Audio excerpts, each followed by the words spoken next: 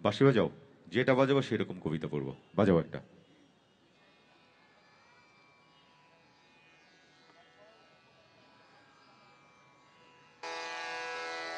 ইতোমধ্যে আমার খুব প্রাণপ্রিয় আমার বড় ভাই, যখন বিশ্ববিদ্যালয়ে পড়েছি আমাকে অনেকভাবে উপদেশ দিয়ে, সাহস দিয়ে পথ চলার পাথেয় করেছে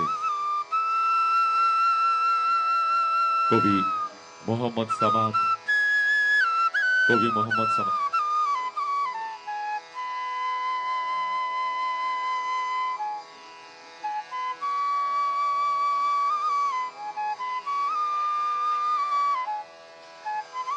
আমাদের প্রাণপ্রিয়, আমার খুব কাছের একজন মানুষ, কবি মোহাম্মদ সামাদ এখানে উপস্থিত আছেন। আমি তাকে সশ্রদ্ধ সালাম জানাচ্ছি। সামাদ ভাই, আপনি কবিতা শুনতে থাকেন, আমি আপনাকে একবার মঞ্চে ডাকবো আমাদের এই আয়োজনকে আশীর্বাদ করবার জন্য। এই বাঁশিটার সাথে সাথে এই কবিতাটি আমি পড়ব। বলা বাহুল্য, আমাদের দেশে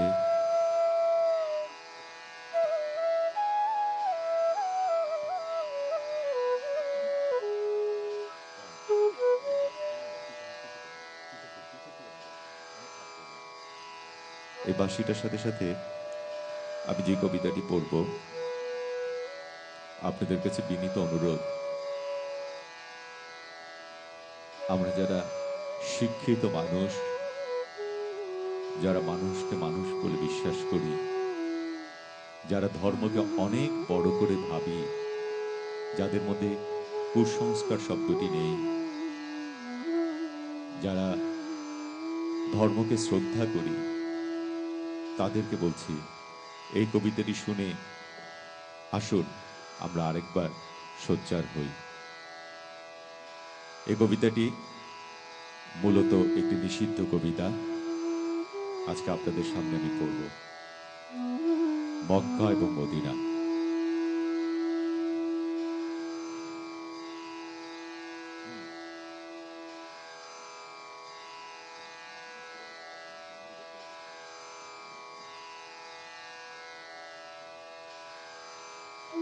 মক্কা আর মদিনা, দুই বোন।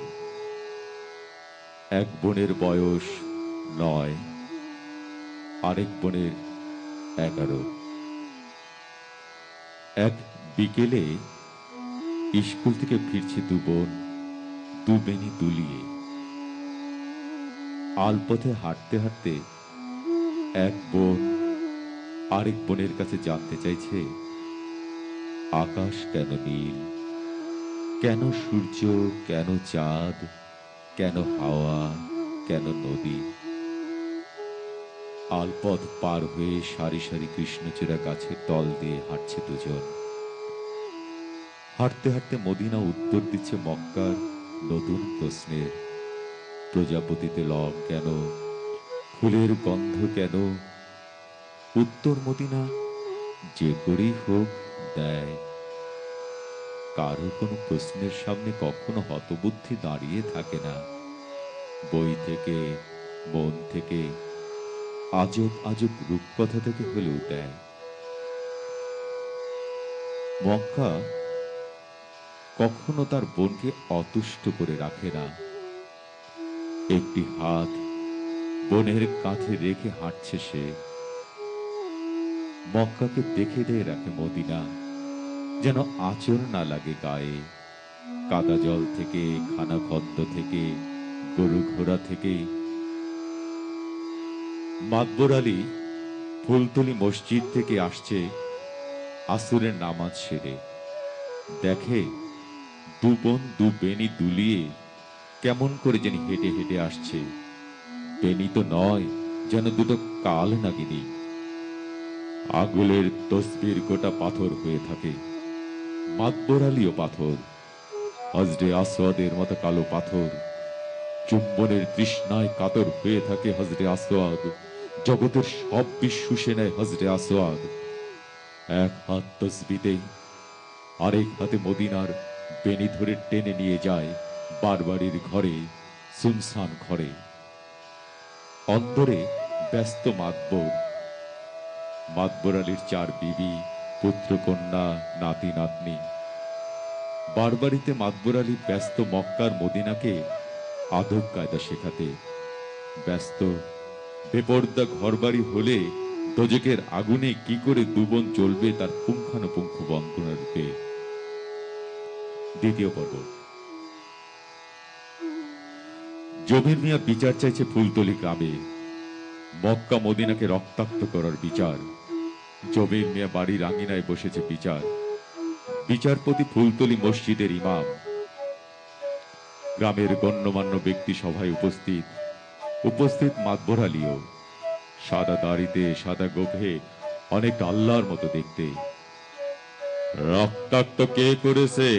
কে নিয়েছে দুবনের ইজ্জত? জমির মিয়া আঙ্গুল দেখিয়ে দেয় মাতবর আলীকে। সাক্ষী আনো জমির আলী, সাক্ষী আনো।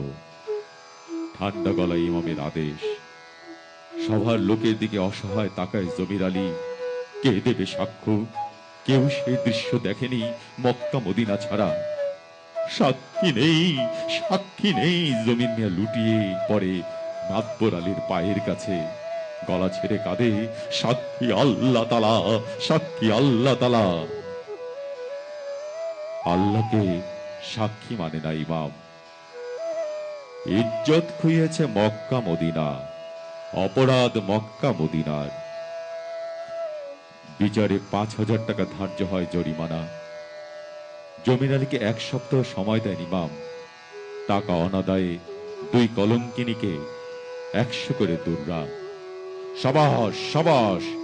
দাড়িতে হাত বুলোতে বুলোতে সোল্লাসে চিৎকার করে ওঠে সভার গণ্যমান্য ব্যক্তিগণ। দিনমজুর জমির মিয়া টাকার যোগান হয় না। মক্কার মদিনাকে দুর্রা মারা হয়। পুরো ফুলতলি গ্রাম সে দৃশ্য দেখে, মাতবর আলীও।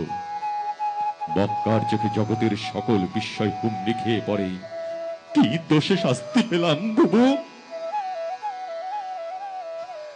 মদিনা যে কোনো প্রশ্নের উত্তর যে করেই হোক দেয়, বই থেকে, মন থেকে, আজব আজব রূপকথা থেকে হলেও দেয়।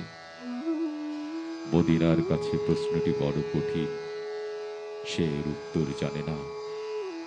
হতবুদ্ধি দাঁড়িয়ে থাকে এই প্রথম।